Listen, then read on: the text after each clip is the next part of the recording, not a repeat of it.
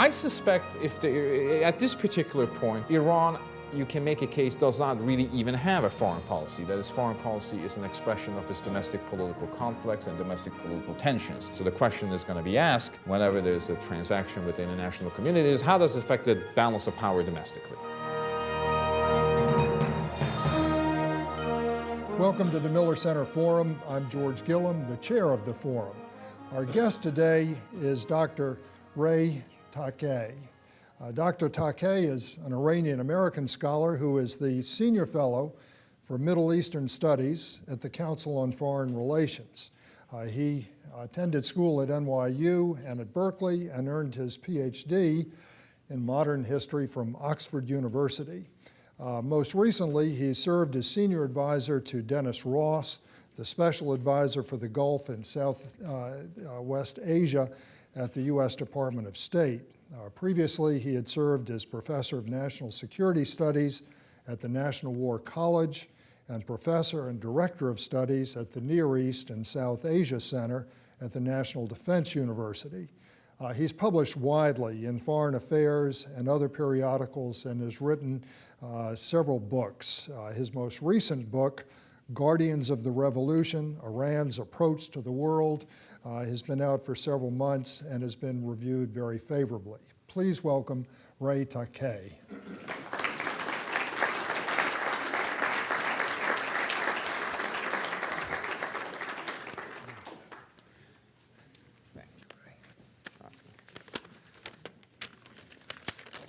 Thank you very much for hosting me today in this forum. It's always with some trepidation that one can speak about Iran's foreign policy in the presence of Ruhi Ramazani, who's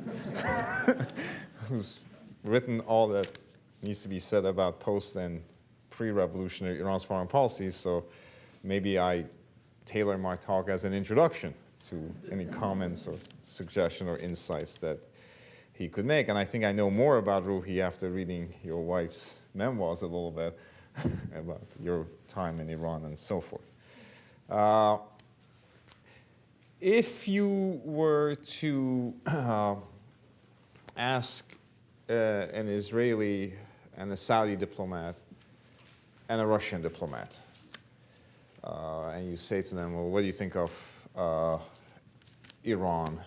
The Saudi diplomats will say, well, we have some problems with them, but it's a relationship that's moving along. The Israeli diplomat will say they're an existential threat, and not just to us, but to all of humanity. And the Russian will say we have absolutely no problems with them. It seems to be going okay. And all three of them are right. It reflects the fact that this is a country that has had kind of a contradictory and even at times a discursive foreign policy, at least in this post-revolutionary period. I'd like to start out by a discussion of, if you want to call it, the sources of Iranian conduct. It's a sort of a play on the source of Soviet conduct by George Kennan. What actually are the core ingredients of Iran's foreign policy? International relations, if you would. The first element or aspect of that defines Iran's foreign policy would be, I guess you would call it Persian nationalism, which predates the Islamic Republic. It is a country that views itself by virtue of its civilization, by virtue of its size, by virtue of demography, by virtue of its long-standing intactness as a nation, as a country that has a right to become the pivotal power of the Middle East, and certainly an important, if not the preeminent power of the Gulf. That was true about the Shah, that's true about the Islamic Republic. That is a continuum that ties Islamic Republic to its monarchical predecessors. To this was added a certain Islamist dimension, an Islamic identity, which strangely enough has reinforced the nationalistic identity.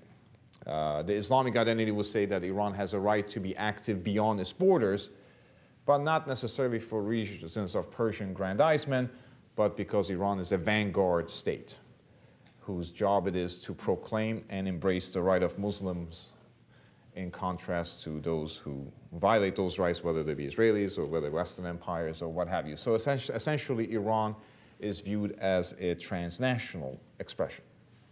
But once again, both these two identities, both these two ideological trends cause you to be active beyond your borders.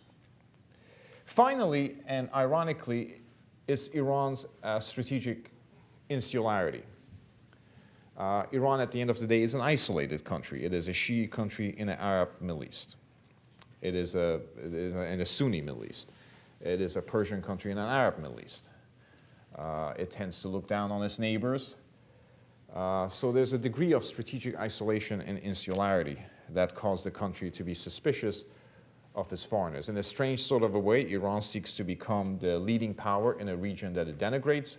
It seeks to become a leading power in a regional order that seeks to upend. It's a lot of contradictions and paradoxes that come to about. The best way of analyzing Iran's foreign policy is to look at sort of three circles. This sort of a Persian Gulf circle, the Arab East circle, and I guess you can call it the Eurasian circle. And you'll see that in the closest it is to home, the more pragmatic its foreign policy is. Whatever Iran says about its international pretensions, about its global role or what have you, the most important strategic arena for Iran today and for always is the Persian Gulf. Persian Gulf is Iran's most suitable link to the international petroleum market. It is its lifeblood of its economy. And what happens in Persian Gulf is the most important aspect of its foreign relations. And Iran's Islamic Republic's foreign policy has gone through successive stages in the Persian Gulf. And by assessing those stages, you can actually evaluate the trajectory of its overall international relations. In the 1980s, of course, Iran was at the foremost aspect of its revolutionary agitation. And it had a certain thesis. The way you get your interests realized in the Gulf, let's concentrate on that, is you have like-minded states in the region. So you have mini Islamic republics. So the argument that was made in the 1980s was the best way of achieving your interest is to what we would call changing the regime of your neighbors. So it was essentially a regime change policy. The internal complexion of those countries would have to change in order for them to have the type of foreign policy that you think was suitable. They didn't have to be part of your territory, but they essentially is satellite states that gravitate around Iran. And to achieve this, Iran instigated Shi'i uprisings wherever there were sizable Shi'i minorities, Bahrain, Kuwait, strategically located in Saudi Arabia, applauded the assassination of Kuwaiti emirs, questioned the sovereignty of Bahrain, all things that did not necessarily endear Iran to its neighbors. Obviously, the culmination of this was the Iran-Iraq war, and at that time you began to see the failure of the ideological approach, in a sense that almost the entire international community and almost all the regional states supported Iraq, I mean, with few exceptions, maybe Syria sided with the Iranians, but for its own particular purposes against Iraq, and quite possibly Libya, for reasons that no one can understand. But nevertheless, by 1989, I think you can suggest that the years 1988, 1989 are probably among the most pivotal years in Iran's contemporary international relations. I think that's fair to say. Because two things happen. In 1988, the war ends. And with the end of the war comes the challenge of reconstruction. And 1989, of course, was the passing of the founder of the revolution, Ayatollah Khomeini, who was always concerned more about his view of Islam and expansion of that as opposed to Iran's as a territorial state. So all this leads you to believe, it leads to some degree of pragmatism emerging in Iranian foreign policy, and the pragmatism that has persisted. But during the tenure of the first post-war presidency, Iran still could not break out of its ideological restrictions. It didn't want to necessarily overthrow its neighbors anymore, but it wanted those neighbors to have a foreign policy that in some way aligns with that of Iran. And the core issue of disagreement between Iran and its neighbors in the years 1989 to 1997 was the over issue of the presence and the role of the United States. The Iranians had the idea that the security of the Gulf should be predicated on indigenous actors. That means no external actors. Quite a preposterous proposition, given the fact that in the August of 1990, the Persian Gulf, for all practical purposes, becomes internationalized, with the American presence in the Gulf becoming even more robust as a result of the first Gulf War and Saddam Hussein's absorption of Kuwait and later his expulsion from that territory. So you couldn't make the argument that the United States should not be part of the architecture of the Gulf, given the fact that it had become such a prominent player. So therefore, Iran, despite its emerging pragmatic impulses, does not really break out of its isolation. Conflict with the United States distorts its policy in that particular area. The most momentous change in Iranian foreign policy came in the Gulf, at least, and I would argue, and as I have, in the larger international orientation of the country, comes in 1997 with the election of the reformist presidency. And I must confess, President Mohammad Khatami has had a bad rap. He's viewed routinely as a failure, as someone who did not affect his vision, and that may be true in terms of internal politics. It's obviously true in terms of internal politics. But he had some lasting and momentous achievement in the area of foreign policy. And one of them was to essentially suggest and enshrine, really, that Iran was willing to live in a Gulf whose balance of power was determined by the United States. That Iran was willing to coexist with the United States in the Gulf. And it was part of what was called the good neighbor policy that actually led to reconciliation with Saudi Arabia, a reconciliation that is proving tenuous today. And it led to attempts to obviously reconcile with other powers, Kuwait, even Bahrain and so forth. To a large extent, despite the succession to a more radical, revolutionary, or militant government, that foreign policy in the Gulf has persisted. I mean, Iranians don't challenge the sovereignty of Bahrain. I mean, not daily. They don't essentially instigate once more subversive Shia uprisings, or as much. Whatever is happening or not happening in Yemen, no one can be sure. So that strand of pragmatism has existed, and realistically, the Iranian rhetorically may call for eviction of the United States from the Gulf, but it's a rhetoric that is rather unconvincing. If you look at the second circle of Iranian foreign policy, the Arab East, if you would, the Levant, Lebanon, Palestinian territories, Israel, Iran's foreign policy toward that particular sub-region of the Middle East is conditioned by its hostility toward Israel. And it's a hostility that's very much ideological based. But the reason why it has endured, because in this particular case, ideology and strategy reinforce each other. What does that mean?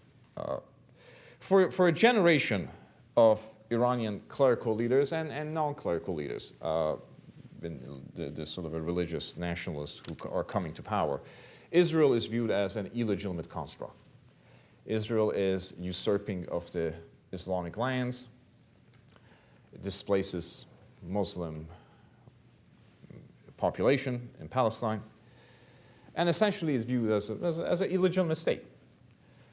In some cases, Iranian policy toward Israel has been even more radical than its policy toward the United States.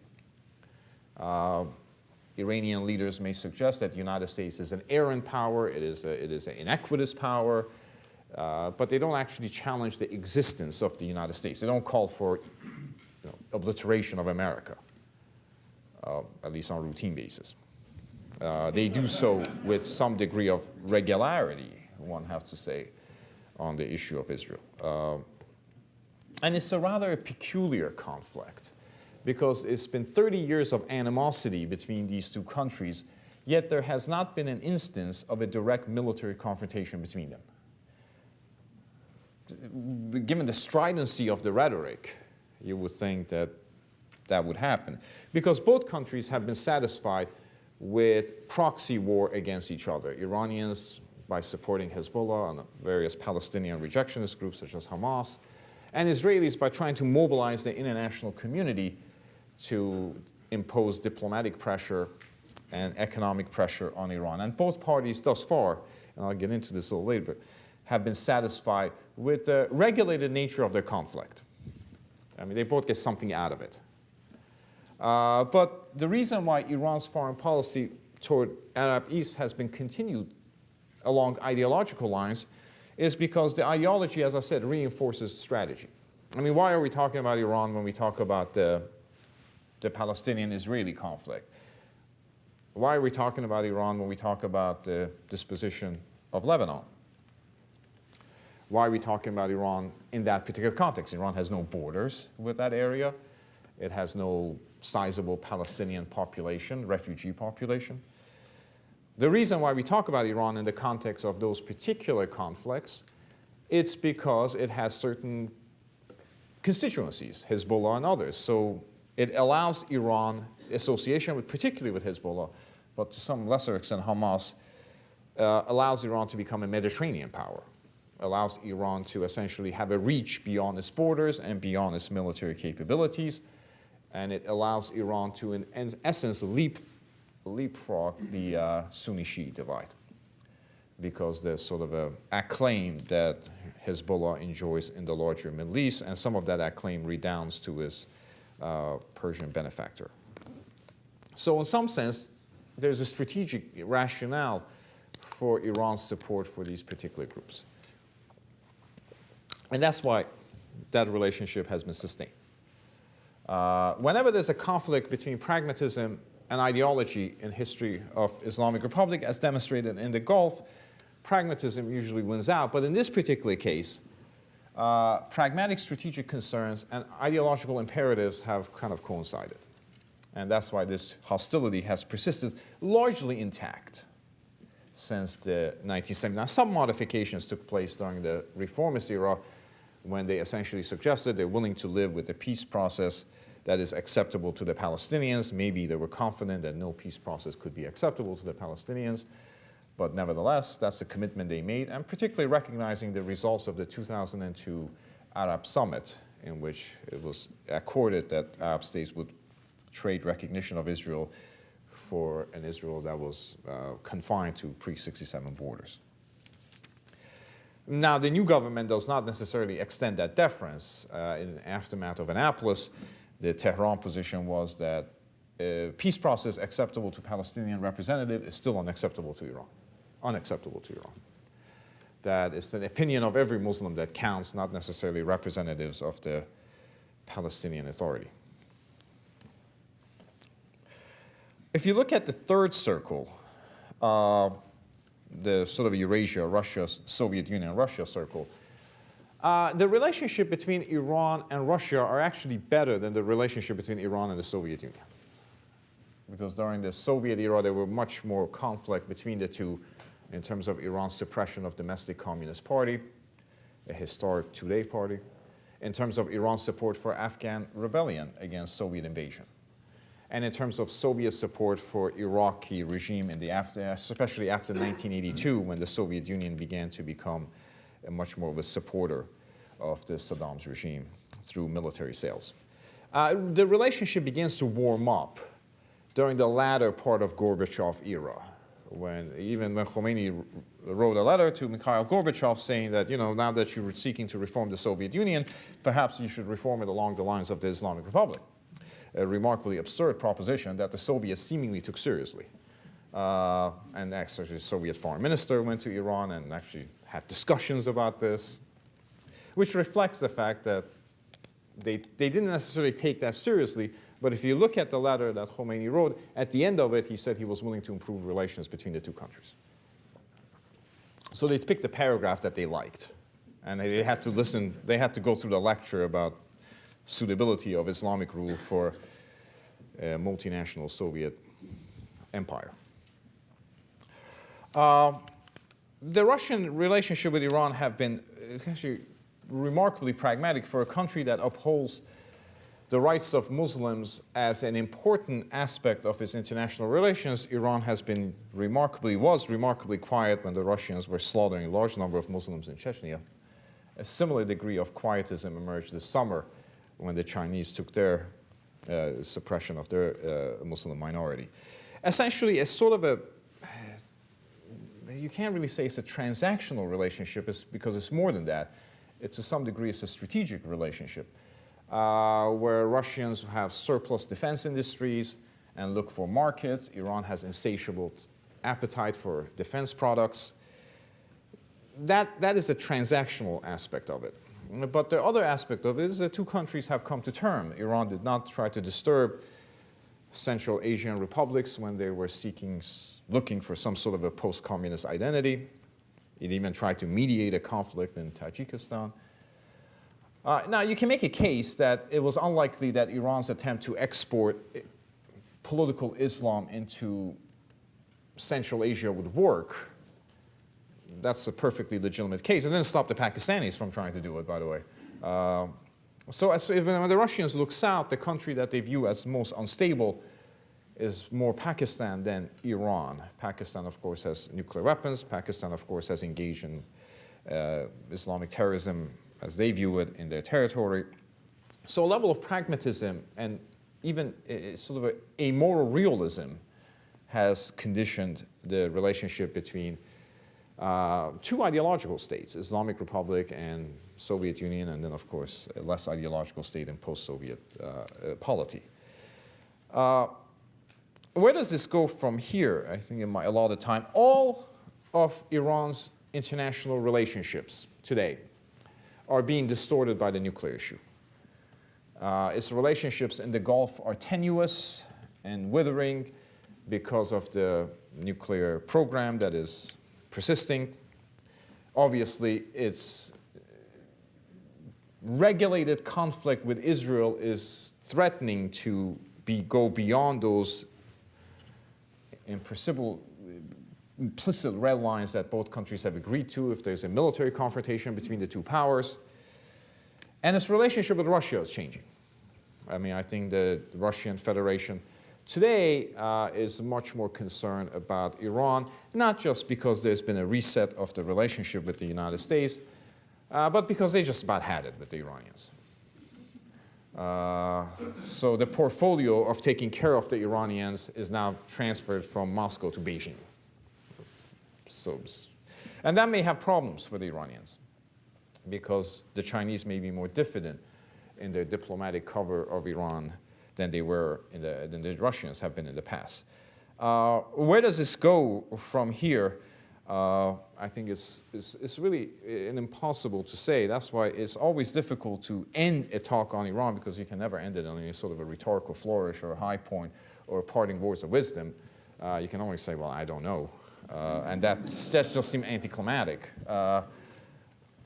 I suspect at this particular point, Iran, you can make a case, does not really even have a foreign policy. That its foreign policy is an expression of its domestic political conflicts and domestic political tensions. And as those domestic political tensions reach the degree of paralysis which they have today, the foreign policy would also have paralysis. I don't think the country is capable of having a foreign policy. If you identify foreign policy as identifying its interests abroad and seeking to gain them, or if you identify foreign policy as trying to expand or exploit your revolutionary vision, or if you identify foreign policy as means of realizing your practical interests at the expense of your other concerns. I think everybody's sort of locked in domestically. And even all the negotiations, diplomacy of the country are viewed within the domestic politics of the country. So the question is going to be asked whenever there's a transaction with the international community is how does it affect the balance of power domestically? In that particular sense, I think we're in a period where Iran is unlikely to make fundamental and profound moves in terms of foreign policy one way or the other, because the strategy at this point internally and therefore externally is just to muddle along. We got through Tuesday, let's see what Wednesday looks like. Okay, Wednesday's done, not bad. Now it's the challenge of today is Thursday, and everybody takes Friday off. Thanks. have a sufficient time.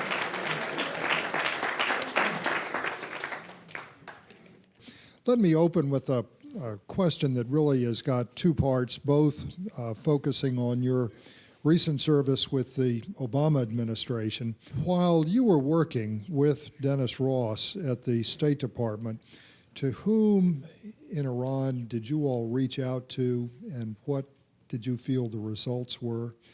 And then after the elections in the summer of 2009, were there any non-public back-channel communications that expressed stronger feelings from the Obama administration than were expressed publicly? And what were the non-public responses? Is that it? You know, as Dennis always used to say, there's lots of communication, but there was nothing operational. There was nothing you could really act on. I mean, there were always third parties coming in, and that's one of the reasons why there was the insistence on direct negotiations between the two parties, because you didn't want to go to third parties, and there's never a shortage of third parties. Everybody would come in, so my cousin knows his cousin who, knows Khamenei. Somebody else would come in and say, Ahmadinejad and I used to carpool together, so I can get. I mean, so you didn't want to get into that sort of a relationship. You wanted to have a direct official talks, and maybe there was some anticipation of that, but everything was tied up to the June election, because Iranian polity itself was tied down to the June election. And aftermath of it, of course, it became more preoccupied with its internal squabbles than anything they could contemplate internationally. What was the Obama administration's reaction to the elections, and was it strong enough, in your opinion, or should it have been rather muted as it was? I think the thesis at that time was that it's sort of a forceful expression by the United States would make the United States a part of the internal discussions within Iran. And suddenly the United States will become a factor in Iranian domestic debate. And what was happening internally in Iran had nothing to do with the United States. It had to do with the franchise and the fraudulent elections and so on and so forth.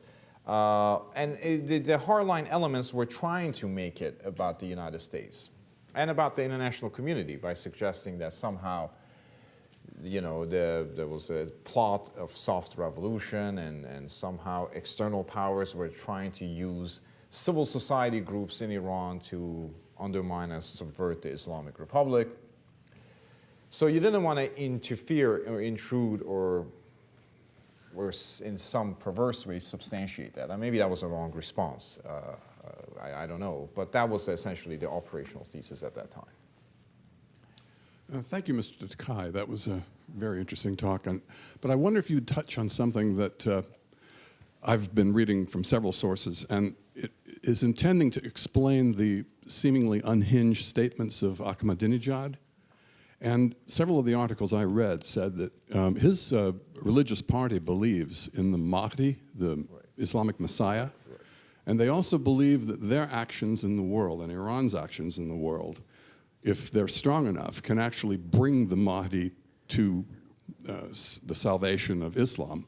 And his statements against Israel and many of the provocations, these articles intended to say that Ahmadinejad literally believes that his actions can bring or delay the Mahdi and the rebuilding of the new caliphate.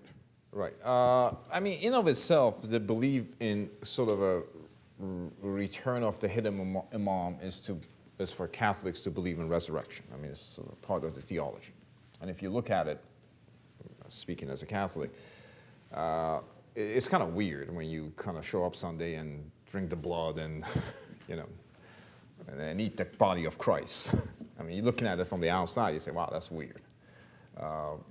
So some of the statements of any religious devotion can seem somewhat peculiar to others. Is Iran's foreign policy today intent to sow conflict and tension in order to facilitate the return of the hidden imam? I think that's the question. You know, I just don't know if that's true. I don't see that. I think it's a country that has a contradictory impulses, it has conflicting identities, it has a certain ideology that is incapable of divesting itself from, it has some practical national interest that is seeking to observe, and it's trying to balance all these things in a rather imperfect way, to be sure. And that's why I try to draw Iranian foreign policy as competing circles.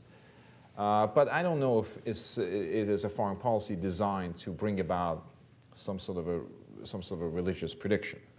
I think President Ahmadinejad deeply believes in the sort of the symbolism and rituals of Shiism. And he believes it both for religious reasons and also because it's politically advantageous in the sense that he has a constituency in the middle lower classes which tend to be more devout in terms of religious observance. But I don't think that's this convenient or even a judicious way of understanding Iranian foreign policy.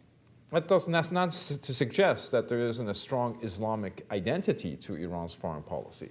And that's not to suggest that that Islamic identity undermines the country's ability to integrate itself into the international system. But I think that's too simplistic and even redundant. Dr. Takei, you speak of a fractured state, which I believe we are fairly well aware has a great preponderance of young people. And yet they are ruled by a rather strong iron fist by a fairly small number of very, very, very elderly men. And I wonder if there is a really strong nationalist and Islamic fervor among the great preponderance of younger people that might just over time bubble up and consume the ruling minority. The gap between the state and society, if you would, between the population and ruling elite is really quite stark, is really quite substantial. On the one hand, I think the Iranian people are rather sophisticated, high literacy rate, internationalist, cosmopolitan, not inordinately hostile to the West, and they're ruled by individuals who are none of the above. So that's a growing gap.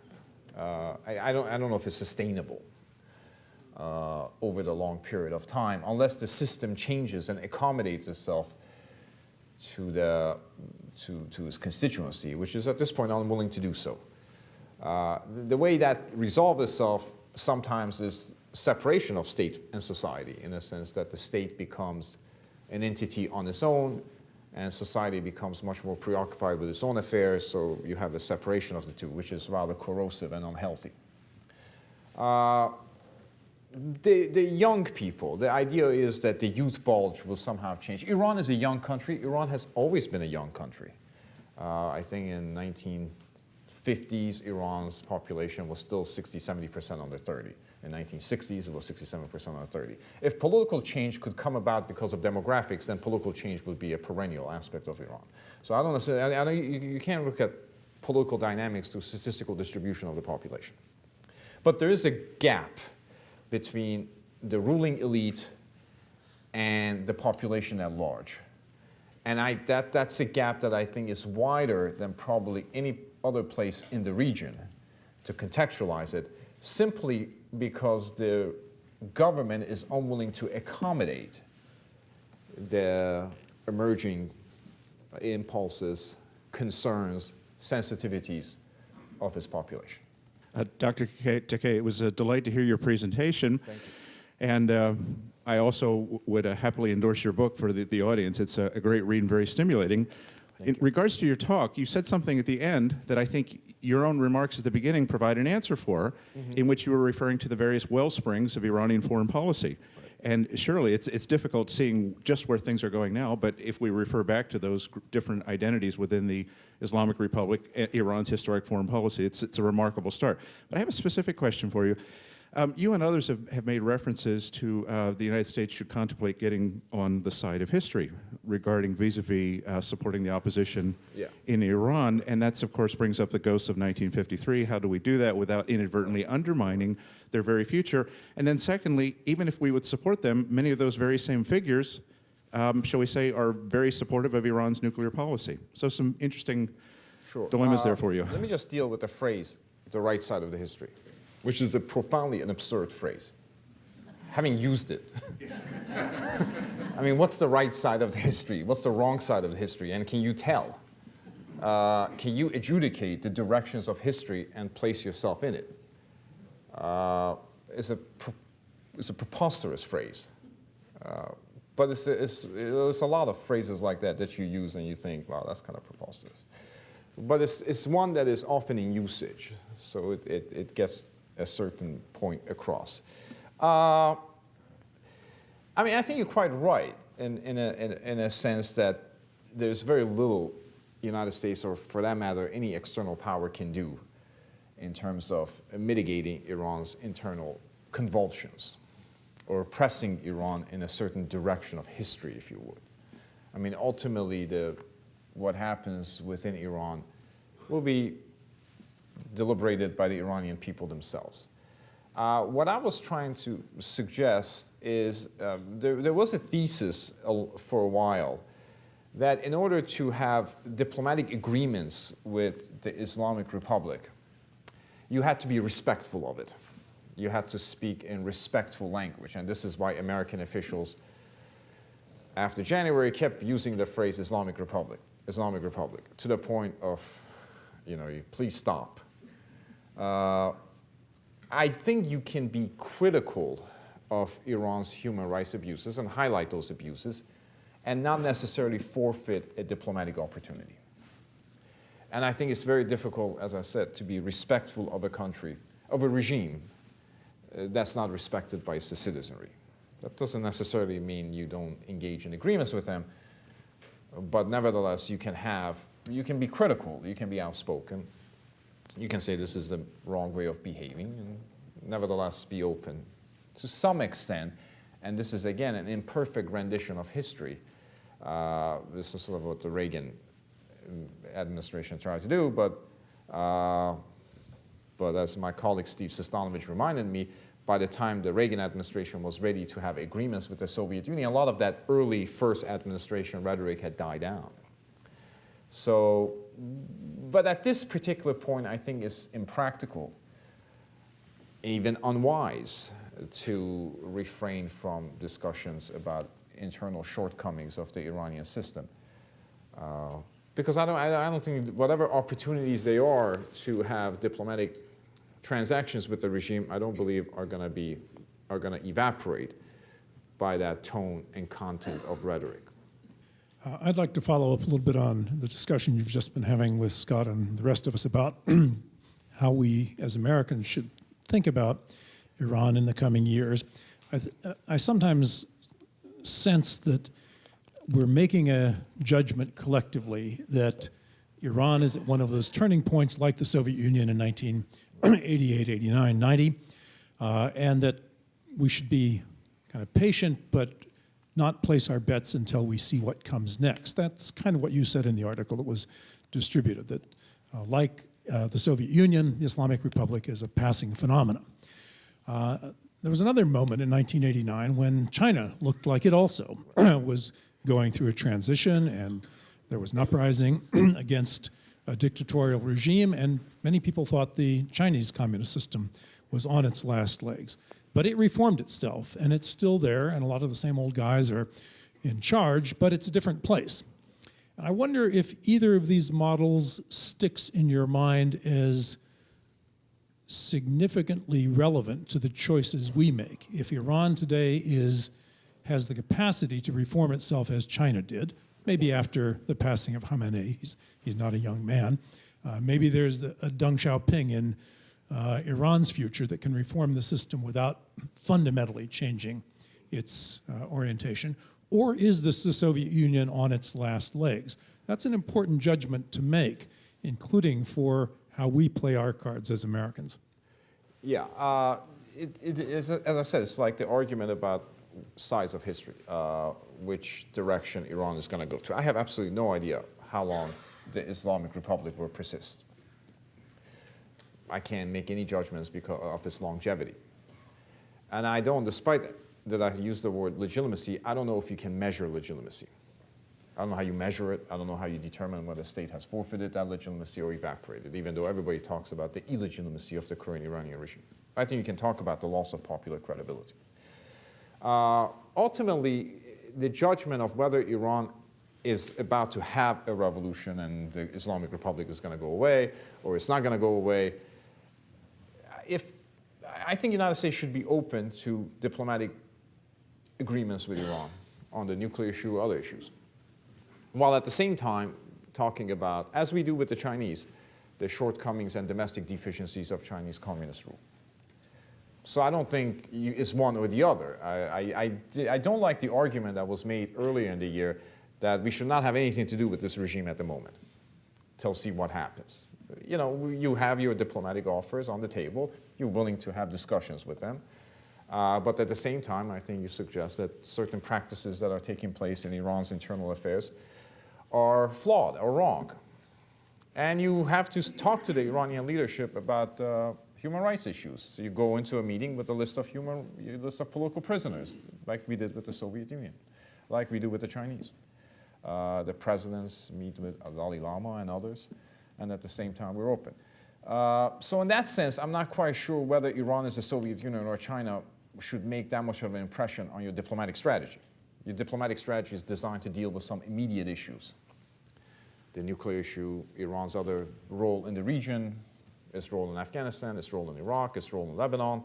I mean, those are diplomatic challenges that are immediate and have to be addressed with the incumbent regime, so long as that incumbent regime is in power. The United States transacted an arms control agreement with the Soviet Union in 1987, INF agreement. 1991, the Soviet Union was no more. I also don't buy the argument that if you have transactions with this particular agreement, somehow you'll be on the wrong side of history with the successor agreement, the successive government. Because a successive government in Iran is likely to be more pro-Western. It's likely to be one that comes to terms with the international community and escapist isolation. I mean, we didn't lose the prospect of having arms control agreement with the Russian Federation because we had enacted an arms control agreement with Mikhail Gorbachev in 1987. As a matter of fact, we had a far more expansive arms control agreement, START and so on and so forth. Whether Iran is capable of reforming itself, that's a more difficult issue because I think every day Ali Khamenei gets offers from opposition, 5-point plan, 6-point plan, to try to put it together. And he has rebuffed those offers. I mean, I think the system probably is capable of recalibrating itself and renegotiating its national compact and renegotiating the balance of power between its institutions and the system and the public. But there's no apparent willingness at this point to do so. And the longer this takes, there's more of a risk of not just radicalization of the opposition, but continuation of this disorderly stalemate. That's the problem in the sense that the system is at this point really has demonstrated an incapacity of reforming itself. And that's what the reform movement was all about, using the constitutional provisions and the institutions of the state to make it more responsive to its constituency. The failure of the reform movement to do that, I think to some extent has discredited that proposition. And now you're just in a different realm. So I'm not, I don't think the choice is whether they can reform themselves or they're going to become extinct. I think the muddling along proposition, they're just sort of, managing your domestic disturbances, managing your foreign policy, just muddling through, which I think is more corrosive. I mean, there has been some degree of hyperventilation in the city of Washington regarding the prospect of the immediate demise of the Islamic Republic. And I think I have contributed to some of that myself. That's why I think we really should take a step back and say, this is a system that's more likely than not going to continue, but the form of its continuance is going to represent a different set of challenges. to the United States, to the international community, to the region, and to its own constituencies. You've touched upon aspects of the opposition, and you've written specifically to say that it lacks effective leadership, that it lacks a national network that's effective, and that it doesn't really have a very well-articulated ideology. Do you see any prospects for this changing for the opposition in the next year, 2 years, if at all? I think the longer, I'm not an expert on social movements and how they evolve, but the longer the movement goes on and regenerates itself, persists, its resilience, I think the leadership and ideology will suggest itself. It's hard to read ideology from slogans, but I think for majority of those who are protesting, and I suspect for majority of those who are not protesting, the Islamic Republic is no longer a system that they view as dealing with their concerns. So they're looking for a successor regime, for an Iranian republic, not necessarily returning to a monarchical system, but to a republican system that was promised in 1979 and subverted shortly thereafter. That's not necessarily a coherent ideology. I don't know how the opposition organizes itself. I don't know how they managed to have rallies. I mean, I kind of know what happened in 1979 with the mosque network, with the communication that was coming abroad, with the identifiable and intransigent leader who was unwilling to compromise with the ruling authorities. I don't know how this particular opposition generates itself, because I don't think Mir Hossein Mousavi or Karoubi and others are really involved in organizing this. I think they're kind of observers of this in many ways and rolling with it. And now they're increasingly concerned about the direction of it. That's why they're reaching out to Khamenei, because they recognize that this could go beyond parameters of reform into displacement of the regime. But as long as it goes on, I think some of those things are going to suggest themselves. And the modern technology, I mean, all these social network sites and so forth, have proven a more of an organizing network than I thought. So that's something that's going to play itself out. And also, they can gather around commemorative events. And one of the things the Islamic Republic has done is fill its calendar with commemorative events. So in some way, they have generated their own protest marches. Given the conflict between much of the population and the mullahs and the worrisome aspect of that for the ruling elites, what is life like on a daily basis? What are the restrictions and what are the freedoms that an ordinary Iranian citizen has? Conduct of business, let's say, social life, connection with the outside world, electronically, and so forth?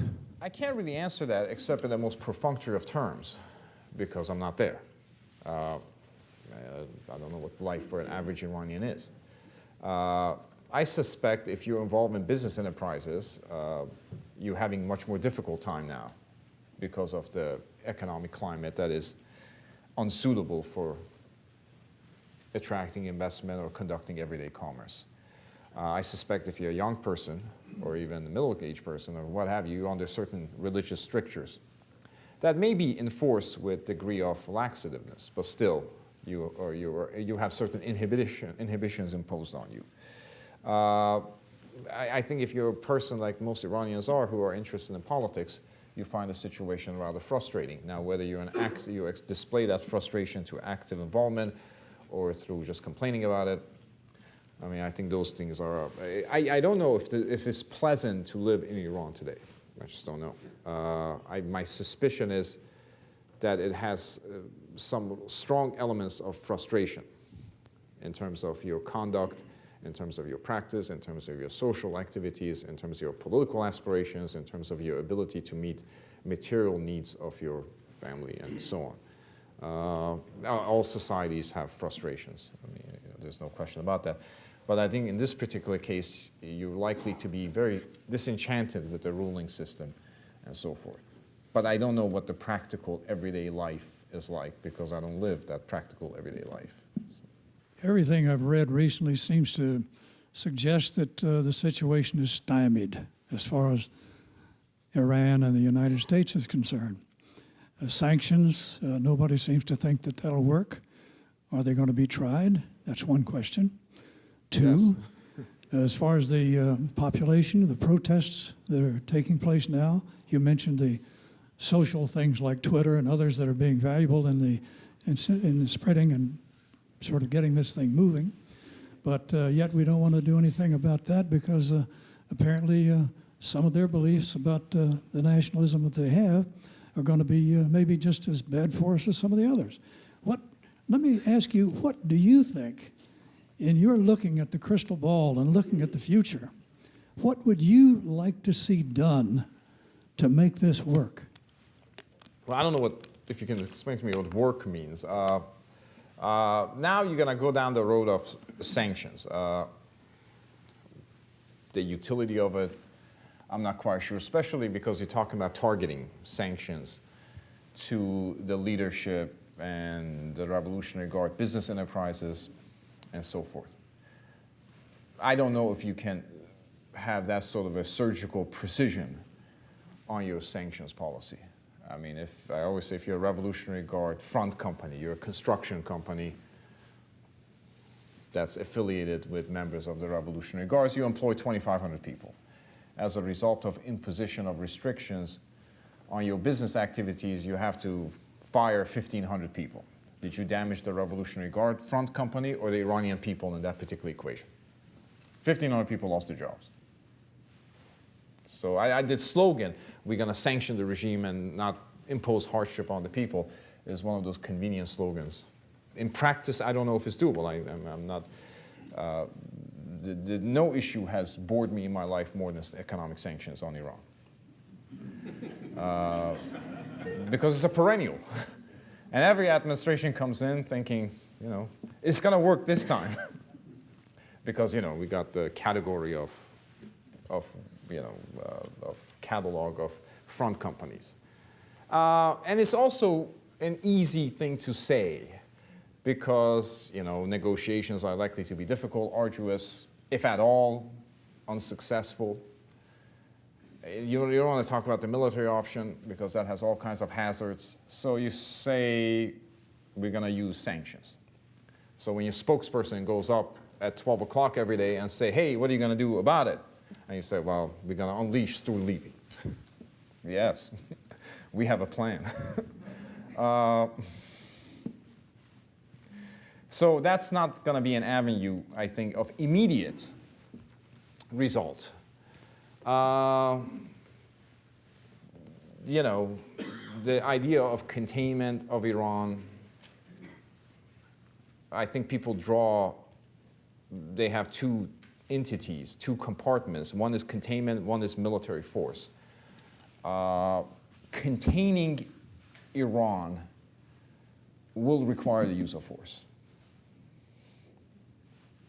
I mean, containment means drawing red lines that we're likely to draw them fairly robustly, and enforcing of those red lines will most likely than not require the use of force.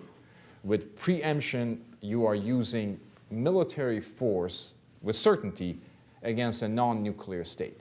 With containment, you are probably using force against a nuclear weapon state. So the idea that there is containment and there is preemption and there's no relationship between the two is another false choice. The other, I let them just stew in their own juices for a while. This sort of a Roger Cohen argument. Just leave them alone. But that doesn't conform to the American ethos. With Americans, you always have to be doing something, even if it's something stupid. But you gotta have activity. Because it's just, what'd you do today? Nothing. I mean, that's not an acceptable argument in American cultural lexicon. It might be in others. There is that, you just say to the Iranians, here's the negotiations, it's on the table, we think your human rights abuses are atrocious, and we're going to keep saying that, we're going to expand our broadcasting. And, when you're ready, we can cross that bridge. To some extent, I think the administration may be thinking of doing that, because one of the things they did with the New York Times piece about a couple of Sundays ago is to suggest we have more time to deal with the nuclear issue. That's giving yourself more time. Suddenly, the nuclear program is embryonic, it experiences technical deficiencies. That's giving yourself more time to deal with it. That's playing the string out, which I think is quite a healthy thing to do, because the nuclear program does experience some insufficiencies, and it's not an immediate issue. It's a long-term issue, and it's a long-term challenge. But that's giving yourself some room. So first thing I would do is, if I was in charge, is I would go around saying just that. We have more time to deal with the nuclear issue. And I would hide behind the IC, intelligence community. And I would send all my intelligence people to give briefings. I would say, they will say we have 5 years. So boom, you give yourself 3-4 years. You have to appease your allies in the Gulf and elsewhere by having some sort of a sanctions regime against Iran. And you have to stay true with your values by suggesting that Iran's domestic practices are flawed. And as the president used the word tyranny, which is fair characterization.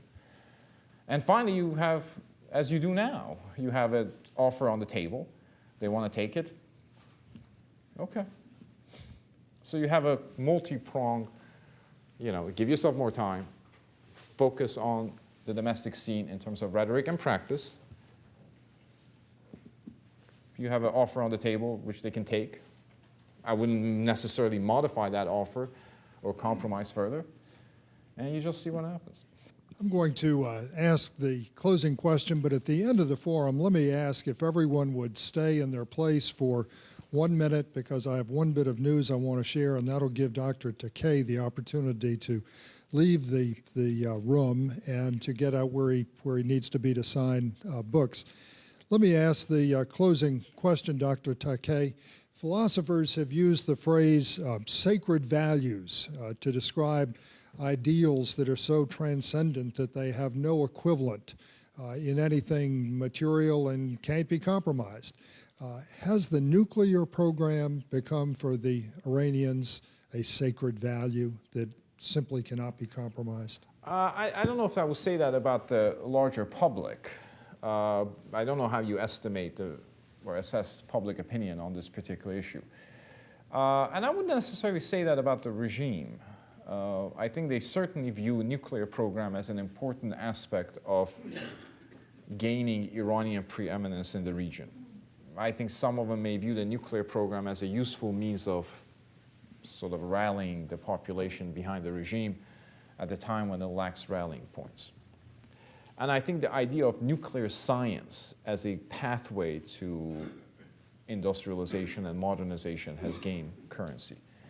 And I will say the international community is not asking Iran to give up the nuclear program. I think the Bush administration and others, successor, have suggested that Iran has a right to civilian nuclear program.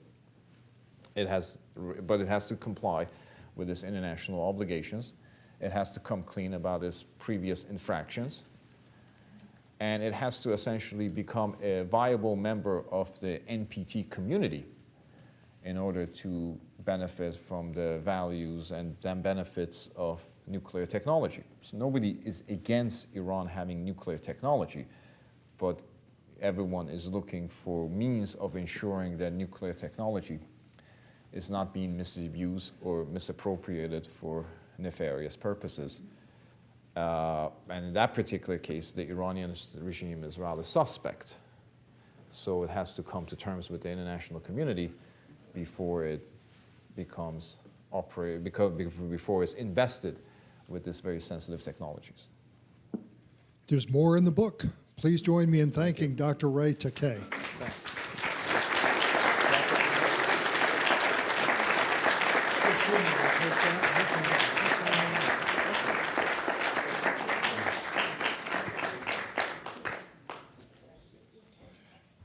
As you all know, we have started several months ago feeding the forum to PBS affiliates using the distribution network of the National Educational Telecommunications Association, NETA. We've just gotten the first report on national carriage, and it's really unbelievable. In the next 2 weeks, there are 204 broadcasts of the forum scheduled across the country in 50 television stations, 50 different television stations in 35 markets in 15 states, including some of the majors, San Francisco, Los Angeles, and so on.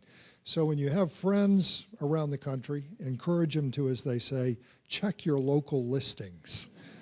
But I've heard from several people in the room that they've gotten emails or calls from friends around the country who've said, hey, I was, channel surfing and I came across this great program, and there you were.